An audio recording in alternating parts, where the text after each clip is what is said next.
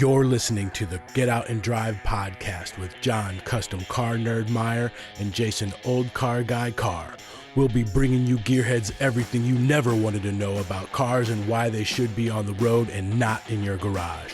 Are you ready to get out and drive? So folks, welcome back to the Get Out and Drive podcast. Today we are talking very educational and very educated topic of conversation. My name is Jason, OldeCarrGuy Carr. And as usual, I am John CustomCarNerd Meyer. Before we started recording, we had a very intelligent conversation about the environment, about electric vehicles, about the power grid. How do you suppose we should start this episode off today? My personal unpopular opinion may be the fact that everybody wants people to conserve energy in their home because the power grid cannot support people having their air conditioners on and their everything on in their house and their lights and everything. But they want everyone to plug in their electric cars. And now with the tiny amount of electric cars that are on the road, if that is multiplied like they say they're supposed to in 2035 or 2030 or whatever is the next monumental step, what are we going to do? We can't do it now. We've got a brownout. You know, I'm sorry, ma'am. The fire department can't come to your house. The fire truck is still charging. I don't know, man. And I've heard a lot of pros and cons about electricity, and everyone needs to understand it certainly does not mean clean energy because you have zero emissions at your tailpipe. Elaborate. Yeah, exactly. So like we're likely going to be beating this dead horse this whole episode, talking about things that we've likely talked about in the past. But there's a few things that John and I felt that we really need to get off our chest. And one of the big things that concerns me, I'm not a government conspiracy theorist by no means, but when you try to tell me that EVs are better for the environment because they're zero emission, okay, you're about 90% wrong and only 10% right. So yeah, they might be zero emission out the tailpipe because A, there is no tailpipe. But the footprint of disaster that electric car leads from the time it's conceptualized, built, and assembled and rolling down the highway leaves a far wider path of destruction than any ICE vehicle out there. Internal combustion engine is what ICE stands for, if you don't know that. And I think the whole idea of them trying to tell us and cram it down our throat that we have to be EV by 2035, or only EV vehicles will be being sold by 2035, I think that's a crock of bull. I don't believe that that's the direction we should be heading. We should be looking at cleaning up the environment in the automotive industry, which I think we've done drastically. But at the end of the day, I think we're headed down the wrong path, John. I had witnessed, I guess, what I would consider terribleness consistently watching diesel trucks delivering electric vehicles. You see them all stacked up on the transport trailer. I've said it before, you know, I'll be on board with an EV when the collection device for all of the materials it takes to make a battery, when those are electric, how many millions of gallons of diesel fuel it takes to pull all of the materials to make a battery, you know, all the materials it takes to make a car, all the materials it does this and that. Everybody can stand next to their car and they're super happy wearing their green hat. You know, it says LOL gas on their hat and on their license plate and their shoes and socks and gloves, you know, and they run around. To me, that's considered electricity cosplay, and that is environmental cosplay. Certainly be willing to bet that people that have electric cars and that are super behind it have an internal combustion engine vehicle of some sort, 2 or 3, by the way, that are backup in their lives to their electric vehicle. I'm not even against EVs. As bad as I may talk about them and as much crap as I give them, I'm not against EV. What I'm against is the propaganda that's been pressed forth in the media and from our governments telling us that it's better for the environment. It's better for everybody all around. Uh, and again, I'm not against EVs. I'm just against the non-truths, the fake news, the whatever you want to call it, that's out there telling us, oh, it's better. Um, I may own an electric vehicle one day, but I don't want to own it because I was forced to. I don't want to own it because it's my only option. I mean, everything I own is over 20 years old. So not only do I not have a fuel efficient vehicle today, I've probably got the worst of the worst in my fleet currently, uh, between a couple of square bodies and Panther platforms. But the whole idea is typically rely so heavily on the media to tell us what's good and what's bad. And unfortunately, a lot of us, and I'm lumping myself into this group, take it at face value that everything that's being told to us is the truth. And unfortunately, we've learned over the last several years that the term fake news is real. Whether you're a Democrat or Republican or a liberal or whatever you want to call yourself, there's crap being spewed everywhere. And unfortunately, because we're on the topic of EVs today, we also want to dive into a couple of other topics. We're not just sitting here, we're not just trying to bash on everything. One topic that I came across that I wanted to share with you guys today, I shared it with John earlier, is a lot of people don't understand where the money comes from to pave our highways, to put up guardrails, to add that ever important speed limit sign on the side of the road, your mile markers, all those repairs, your bridges, your infrastructure, your interstates, all of that stuff gets paid for, yes, by you and me. I know. Oh, Go ahead, I know John. the answer. Go ahead. Who pays for it? People with internal combustion engines. That the answer would be, what is the gas tax? Right.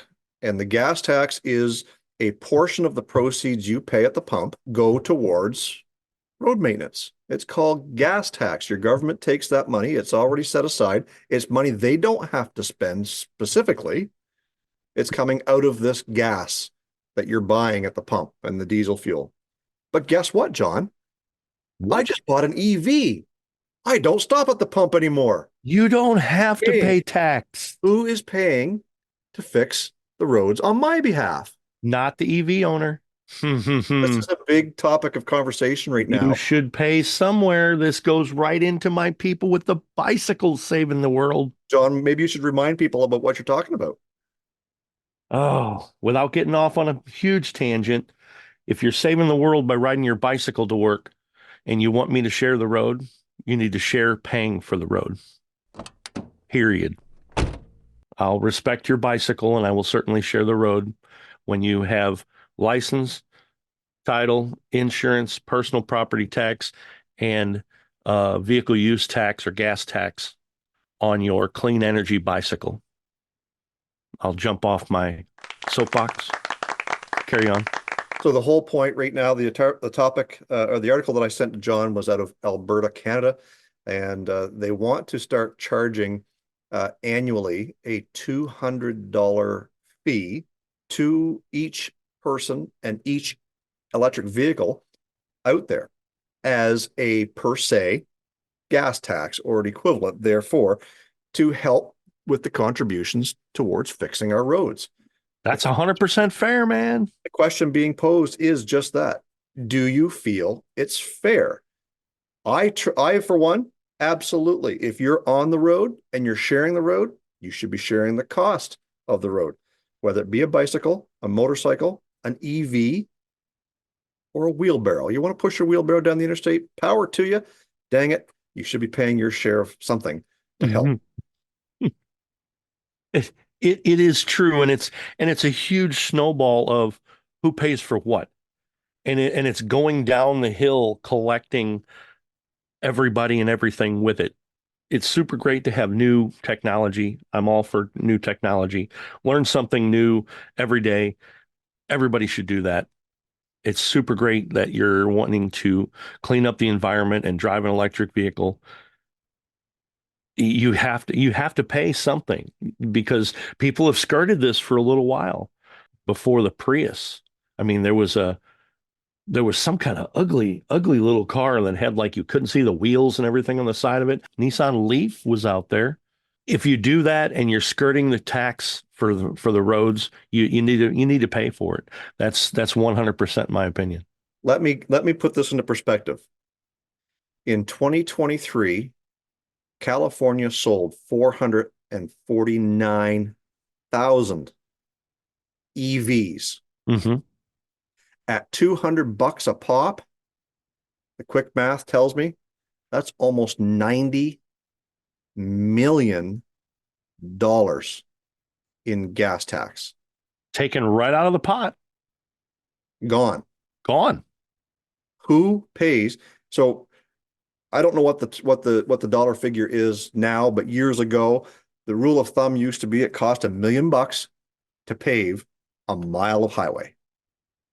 That's 89 miles of potholes, Indiana, that we Indiana. could be fixing, right? Yeah. Come on. I don't know why anybody can't get on board with that. Oh, fixing potholes? That's asphalt. That's oil-based. Do we need to go down that rabbit hole too? No, we don't. We'll fix all the potholes with electricity. Yeah, right. All the magic fairy farts that provide electricity to the EV cars.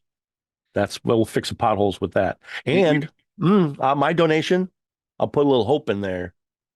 Hopes and dreams. A little hope.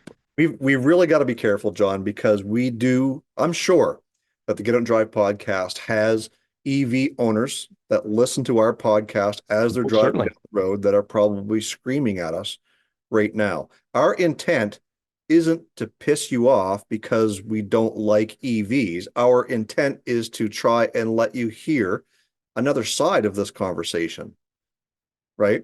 Our Oh, intent. hell yeah. And I want, I don't want to piss off our listeners and our followers, but I want to get their thoughts on how they feel about this gas tax.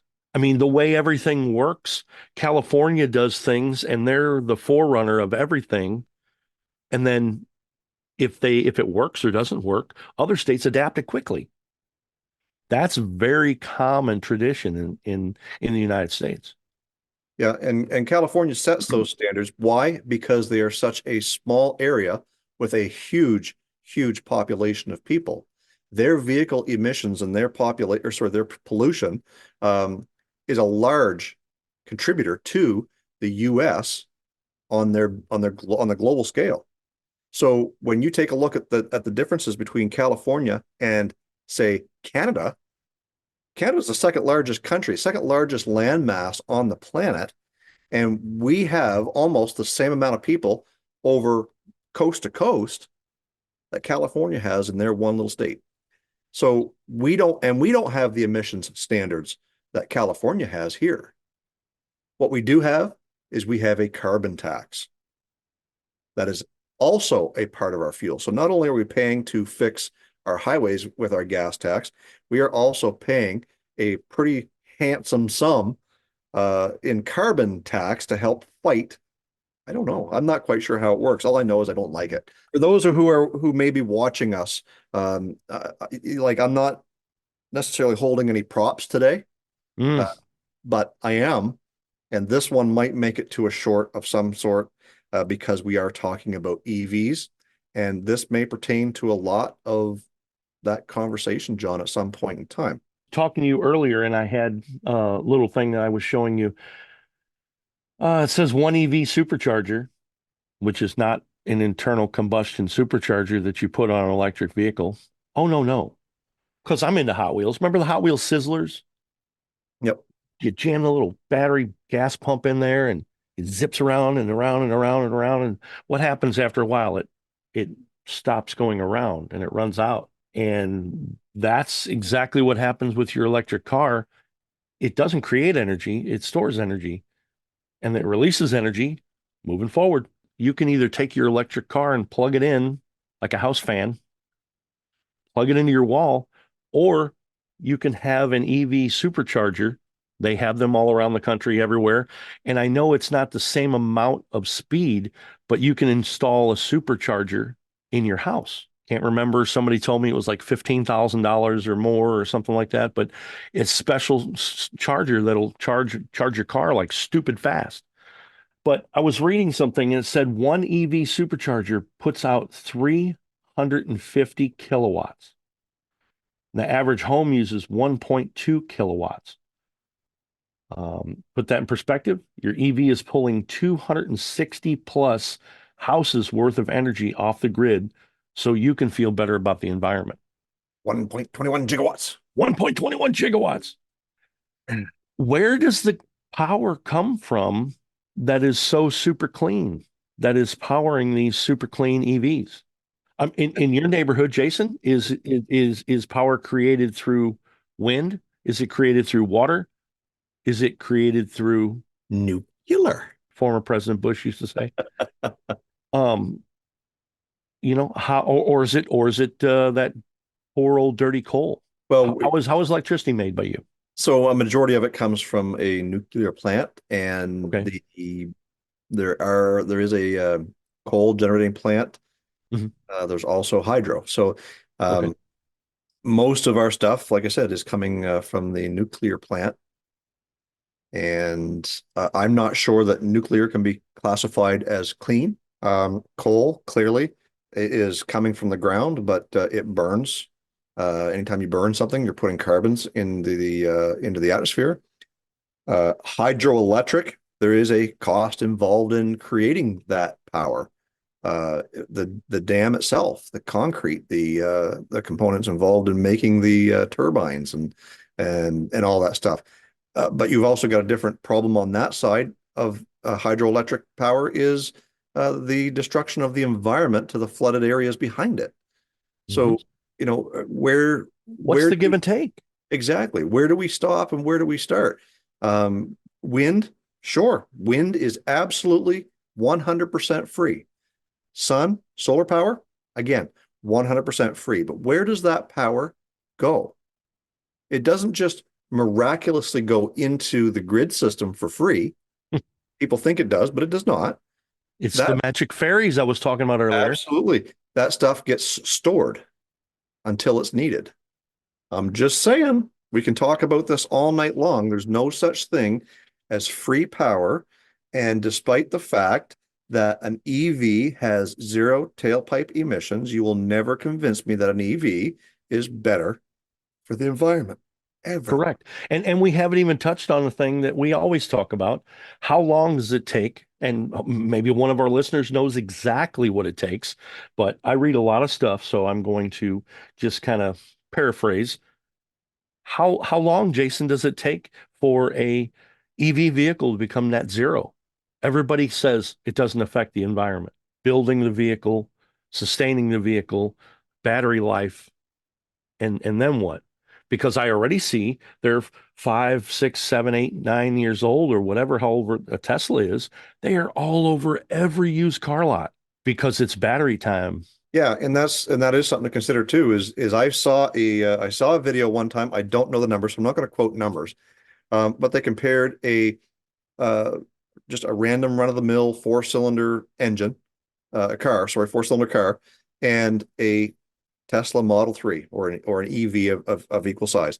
And they went over a 10-year cycle at 200,000 miles, and they did just that. They wanted to compare on a graph where those vehicles became net zero. And surprisingly, the Tesla or the EV, again, I didn't want to say any names, but surprisingly, the EV took a lot longer to become net zero. However, if the battery on that vehicle only lasts 10 years, you're going backwards at that point. Even if you keep the used car and put a new battery in it, you're now going backwards again. Whereas your gas powered car, you can just keep driving, right? It hit its net zero at some point, but guess what? The longer you drive it, the better off you are for the environment because you're not replacing it with an EV or another gas powered car. What's the best way to solve this environmental dilemma, John? Everybody recycles. Keep driving your 1989 Jeep Cherokee, and I'll keep driving my 1990 Chevy Suburban, Hmm. right? Because if I have to spend money to replace that, A, it's going to cost me 100 grand, but B, the amount of effort and time and energy and wasteful materials and plastic and tires and rubber and electronics that go into making that new one is far worse for the environment than if I put another $150 in gas on that thing and just keep driving it. Oh yeah. Yeah. And we push it so much. Hot rodders and restorers are the first recyclers. Nobody can comprehend that. Everybody thinks we're a bunch of greasy, mechanics, but that's how I feel. I'm keeping my car out of the salvage yard. I'm keeping my car on the road. Say that again one more time, John, for the folks in the back who might not have heard you. Hot rodders and restorers are the original recyclers and the original green earth movement. We can keep a car going longer Mhm.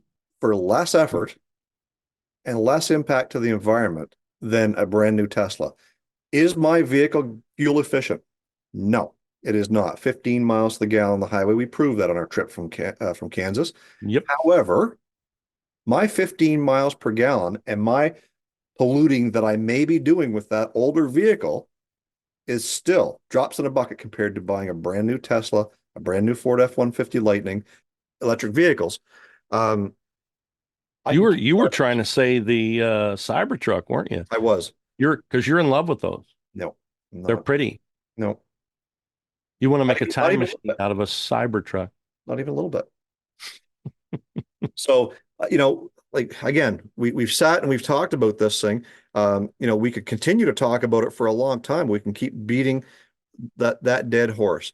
And the whole point of this conversation was to let you folks know that John and I and Paul over here at the Get and Drive podcast, we are going to be happy continuing to drive our older, non-fuel efficient gas guzzlers, and we will feel good about ourselves doing it, knowing that I am not contributing to gargantuan carbon footprint that an EV is going to leave if I chose to replace my older vehicle. Because if everybody drove a vintage car all the time, the automakers would be out of business and the repair parts suppliers would be larger than Wells Fargo. and it's amazing that everything we talk about is planned obsolescence. Because what do? You just either say that your internal combustion car is no good anymore, or you forcefully market everybody to want to love the earth, and you force them mentally through promotions and marketing and putting every commercial in every football game ever that you want to save the environment, buy an electric car. They don't tell you your other car is junk or it's out of style. They tell you now the new movement is EV. Your old car, is it bad? No, probably not. That forces people to start the cycle over again. Yeah. It's follow the money, and here it is, conspiracy again. Follow the money, follow the trail of where things go with promotions and marketing and EV, and it all comes down to sales. Yep. And let's not even talk about the whole keeping up with the Joneses, right? Are the Joneses even part of this conversation anymore? My neighbor bought a new Tesla Model 3. Well, maybe I've got to go out and buy myself a Model X to Oh yeah. or maybe I've got to go buy the Cybertruck. Maybe I've got to go buy the Ford F-150 Lightning, right? Or the new exotic. Yeah, the new Corvette E-Ray. I think that's what it's called. Yep. E-Ray. Yep. Yep. Well, you know what we're going to do right now, John, is we are going to allow our listeners to carry on this conversation a little bit further. If you guys want to head over to our Facebook and or Instagram, we're going to have a few posts over there. You guys can chime in with some of your thoughts on EV. Let us know what you think. If you want to send us a personal message, make sure you head on over to our website. Scroll to the very bottom, listener hotline. Tell us how you feel. Tell us if you think we're wrong.